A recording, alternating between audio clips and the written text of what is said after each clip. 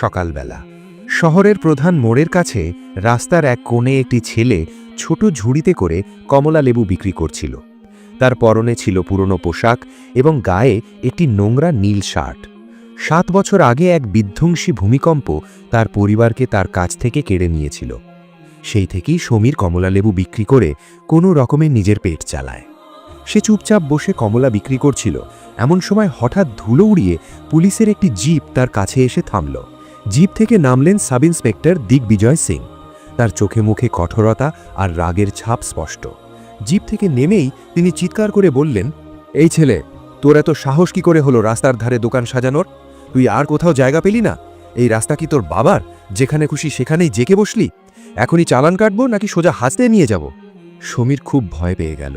সে হাত জোর করে কাঁপতে কাঁপতে বলল, প্লিজ স্যার, আমাকে মাফ করে দিন। আমি অনেক দিন ধরে এখানেই কমলা বিক্রি করি এবং এতেই আমার দুবেলার রুটি জোটে। আপনি যদি আমাকে এখান থেকে সরিয়ে দেন তবে আমি কি খাবো? দয়া করে আমাকে এখান থেকে তাড়াবেন না। সাব ইন্সপেক্টর আরও রেগে গিয়ে বললেন, বেশি নাটক করবি না। তোর এই ঝুড়ির জন্য ট্রাফিক জ্যাম হতে পারে। মাথায় ঢোকে না? আমার মেজাজ গরম করিস না। জলদি নিজের ঝুড়ি গোটা আর এখান থেকে দূর হ, নইলে এমন লাঠিপেটা করব যে সব বাহাদুরি বেরিয়ে যাবে। সমীরের চোখে জল চলে এলো। সে মিনতি করে বলল, স্যার, দয়া করুন। আমি একদম রাস্তার কিনারায় বসেছি, এতে কারো কোনো অসুবিধে হবে না। আমি কয়েক মাস ধরে এখানেই বসছি, আজ পর্যন্ত কোনো অভিযোগ আসেনি। প্লিজ স্যার, আমাকে কাজ করতে দিন। এই কথা শুনে সাব ইন্সপেক্টর ব্যঙ্গ করে বললেন, আচ্ছা, তোকে এখানেই কমলা বেচতে হবে তাই তো? তাহলে এক কাজ কর, আমাকে 2 কেজি কমলা দে। এমনিতেও বাড়িতে মেহমান আসবে। সমীর ভয়ে ভয়ে 2 কেজি কমলা ওজন করে সাব ইন্সপেক্টরের হাতে দিল। সাব ইন্সপেক্টর কমলার থলে নিয়ে বললেন, শোন, এই কমলা আমি ফ্রিতে নিয়ে যাচ্ছি। যদি তুই চাস যে আমি তোকে এখানে বসতে দিই, তবে তোকে রোজ এভাবেই আমাকে ফল দিতে হবে, নইলে এর ফল কি হবে ভেবে দেখিস। সমীর হতাশ হয়ে বলল, স্যার, আমি সারাদিন কমলা বিক্রি করে সামান্য কিছু টাকা পাই। আপনি যদি রোজ এভাবে ফ্রিতে ফল নিয়ে যান তবে আমার ব্যবসা লাটে উঠবে। আমি নিজে কি খাবো? দয়া করে এমন করবেন না। আজ নিয়ে যান, কিন্তু পরে যখন নেবেন দয়া করে দামটা দেবেন। ফলের আড়ত থেকে কমলা বেশি দামে কিনতে হয়, খুব একটা লাভ থাকে না। আমি ফ্রিতে কিভাবে দেব? প্লিজ আমার জবরদস্তিটা বুঝুন। এটা শুনে সাব ইন্সপেক্টর রেগে আগুন হয়ে গেলেন। তোর জিভ তো অনেক বড় হয়ে গেছে। জানিস না আমি কে? এই থানার ইনচার্জ আমি। এখানে আমার হুকুম চলে। আমার সাথে তর্ক করলে এক্ষুনি জেলের লকারে ভরে দেব। আমার সাথে ফালতু তর্ক পছন্দ না। আমি যা বললাম সেটাই শেষ কথা। আমি রোজ আসব আর ফল নিয়ে যাব। যদি টাকার কথা বলেছিস তবে তোর এমন অবস্থা করব যা তুই স্বপ্নেও ভাবিসনি, বুঝেছিস? এই বলে সাব ইন্সপেক্টর রাগে গজগজ করতে করতে জিপে উঠে চলে গেলেন। সমীর সেখানে বসেই গভীর দুঃখে ডুবে গেল। সে ভাবল, যদি সাব ইন্সপেক্টর রোজ তার ফল ফ্রিতে নিয়ে যায় তবে তার কি হবে? সারাদিনে খুব কষ্ট করে 2-3 কেজি বিক্রি হয় আর মাত্র 70-80 টাকা লাভ থাকে। যদি সেটাই ওই পুলিশ অফিসার নিয়ে যায় তবে তার হাতে কি থাকবে? এভাবে তো সে না খেতে পেয়ে মরবে। না ঠিকমতো খাবার জুটবে, না জীবন চলবে। সে ভাবল, ঈশ্বর তার কপালে কি লিখেছেন কে জানে। ছোটবেলায় আপনজনদের হারালো আর এখন এই বিপদ। কবে বিধাতার কৃপা হবে, কবে তার জীবনে একটু সুখ আসবে, কে জানে। পরদিন সমীর আবার খুব ভোরে এসে একই জায়গায় কমলা বিক্রি করতে বসল। কিছুক্ষণ পর সেই সাব ইন্সপেক্টর আবার এলেন এবং সমীরের সামনে জিপ থামালেন। নেমেই তিনি বললেন, কিরে, কমলা প্যাক করে রেখেছিস কিনা? জলদি দে, আমাকে বেরোতে হবে। সমীর নিচু গলায় অনুনয় করে বলল, প্লিজ স্যার, এভাবে ফ্রিতে ফল নিয়ে যাবেন না। কাল আমার অনেক লোকসান হয়েছে। আজও যদি এমন হয় তবে আমি শেষ হয়ে যাব। অন্তত কেনা দামটুকু তো দিন স্যার।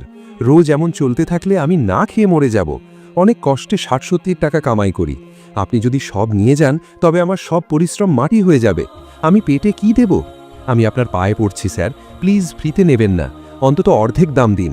ঠিক সেই সময় রাস্তার ওপারে জেলার ডিসিপি কিরণ রাও পরিদর্শনের জন্য এসেছিলেন। দূর থেকেই কমলা বিক্রেতা ছেলেটির ওপর তার নজর পড়ল। সাব ইন্সপেক্টরের হাবভাব দেখে তার সন্দেহ হল।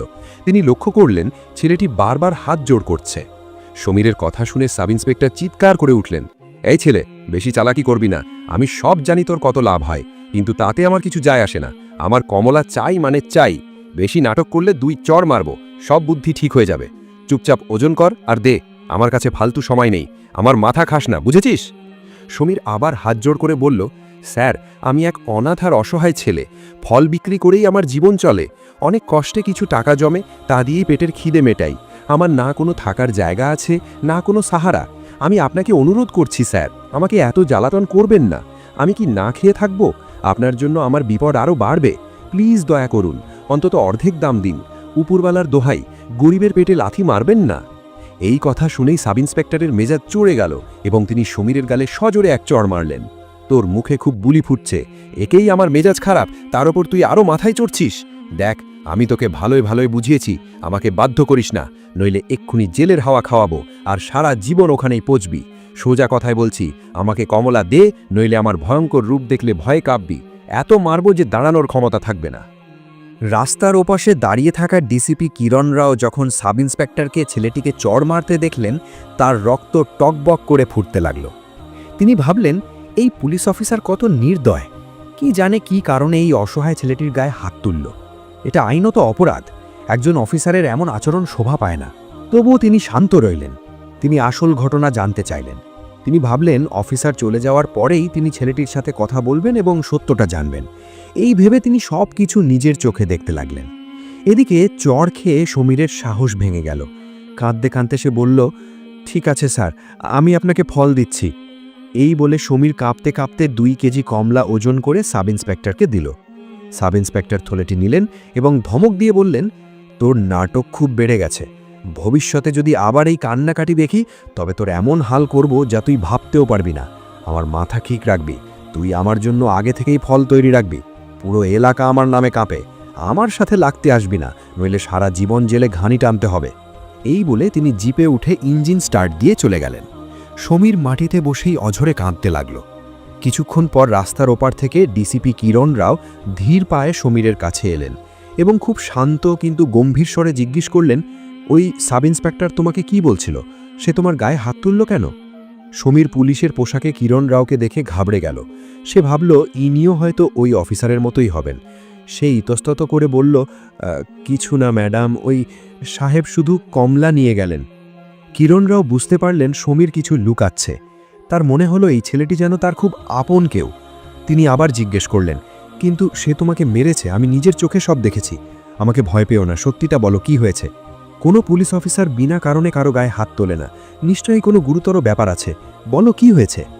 সমীর ভয়ে ভয়ে বলল, ম্যাডাম, কাল যখন আমি এখানে ফল বিক্রি করছিলাম, তখন এই সাহেব এসে আমাকে খুব বকাঝকা করেন। তিনি আমার কাছ থেকে 2 কেজি কমলা ফ্রিতে নিয়ে যান এবং হুমকি দেন যে তিনি রোজ আসবেন আর ফল নিয়ে যাবেন, কিন্তু 1 পয়সাও দেবেন না।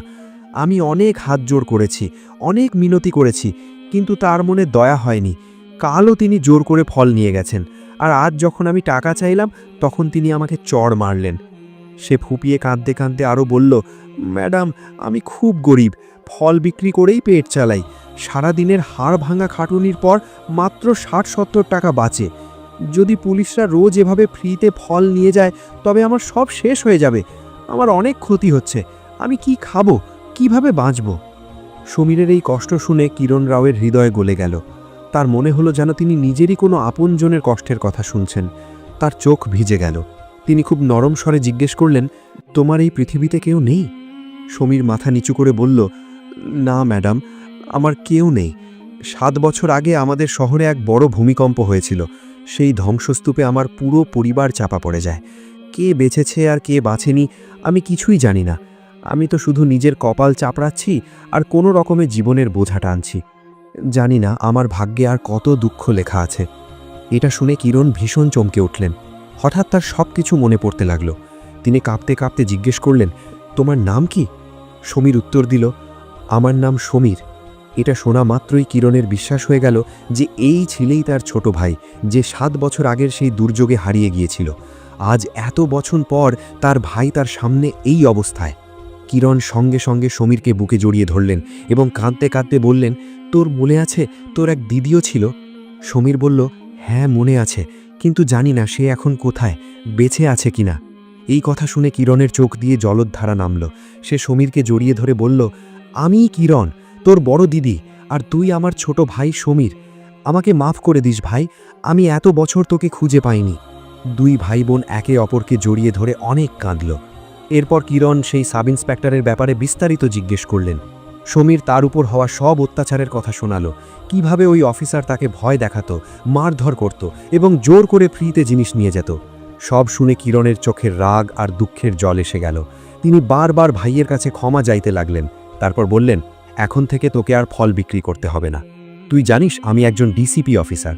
কয়েক বছর আগেই আমার চাকরি হয়েছে, আমার নিজের একটা বাড়ি আছে। আজ থেকে তুই আমার সাথে আমার বাড়িতেই থাকবি। তোকে আর কোনো কিছু নিয়ে চিন্তা করতে হবে না। আজকের পর কেউ তোকে বিরক্ত করবে না, আর তোর গায়ে হাত তোলার সাহসও পাবে না। আর ওই দুর্নীতিবাজ সাব ইন্সপেক্টরকে আমি এমন শাস্তি দেব যে তার 14 গোষ্ঠী মনে রাখবে। সে উর্দির অপমান করেছে, আমি তাকে সাসপেন্ড করব এবং তার আসল জায়গা দেখিয়ে দেব। এখন তুই আমার সাথে বাড়ি চল। এই বলে দুই ভাই বোন বাড়ি চলে গেল।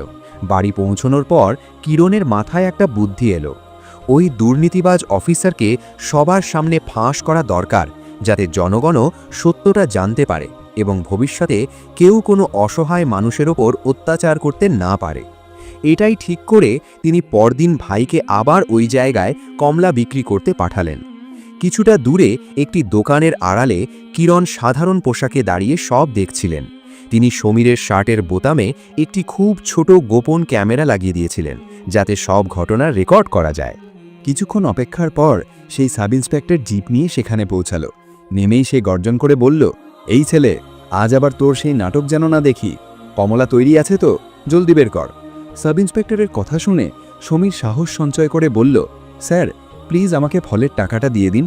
কাল আমার অনেক ক্ষতি হয়েছে, আমি অভুক্ত।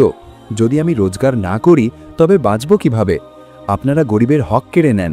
আমরা কত কষ্টে ফল বিক্রি করে দিন রোজগার করি, আর আপনারা ফ্রিতে জিনিস নিয়ে আমাদের সর্বশান্ত করে দেন। আমাদের পেটে লাথি মারেন। ঘাম না ঝরালে আমাদের একবেলার খাবারও জোটে না। এটা শুনে সাব ইন্সপেক্টরের রাগ সপ্তম আকাশে চড়ে গেল এবং সে সমীরের গালে আরও একজোড়ে চড় মারল। চড় মারার সাথে সাথেই কিরণ দোকান থেকে বেরিয়ে সোজা সাব ইন্সপেক্টরের সামনে গিয়ে দাঁড়ালেন। গর্জন করে তিনি বললেন, সাব ইন্সপেক্টর দিগ্বিজয় সিং, আমি আপনাকে তাৎক্ষণিকভাবে বরখাস্ত বা সাসপেন্ড করছি। এটা শুনে দিগ্বিজয় সিংয়ের পায়ের তলা থেকে মাটি সরে গেল। সে অবাক হয়ে সমীরের দিকে তাকাতে লাগল।